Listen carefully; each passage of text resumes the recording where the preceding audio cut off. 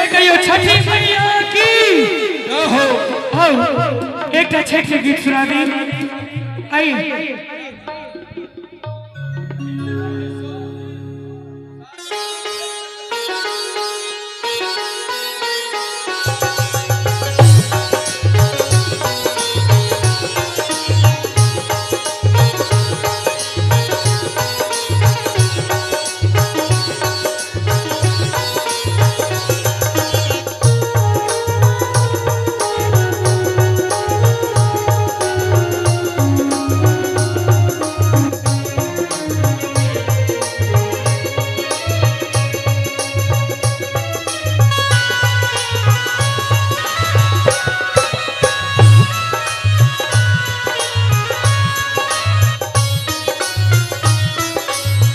दिलवा के बात करो के मन सुरुजा मला झाके झूके।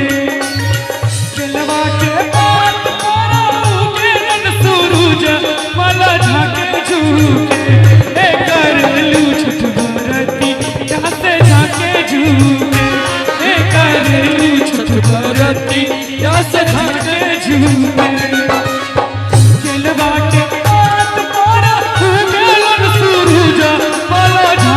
झूठे दिलवा के बात उगलन सूरज मला झाके झूठे। ए करलू छठ बरती यहाँ से झाके झूठे। ए करलू छठ बरती यहाँ से झाके झूठे।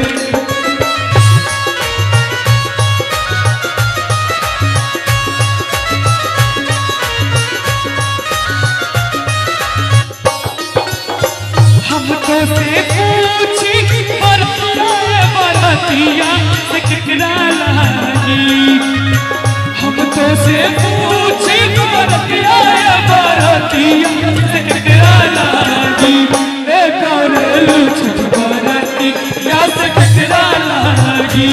ए करलू छठ बरती यहाँ से केकरा लागी।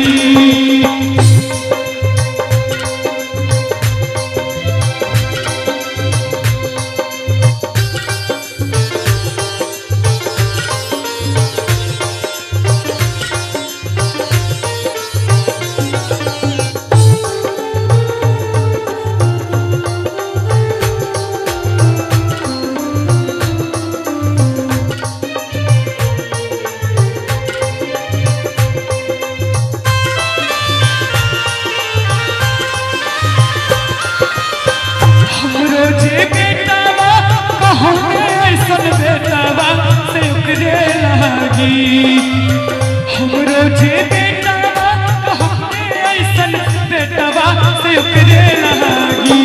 ए करलू छठ बरती यहाँ से ओकरे लागी। ए करलू छठ बरती यहाँ से ओकरे लागी। अंत में हमरो जे स्वामी कहते ऐसन स्वामी से उनके लागी। हमरो जे स्वामी कहो ऐसन स्वामी से उनके लागी। ए करलू छठ बरती यहाँ से उनके लागी। ए करलू छठ बरती यहाँ से उनके लागी। ए करलू छठ बरती यहाँ से उनके लागी।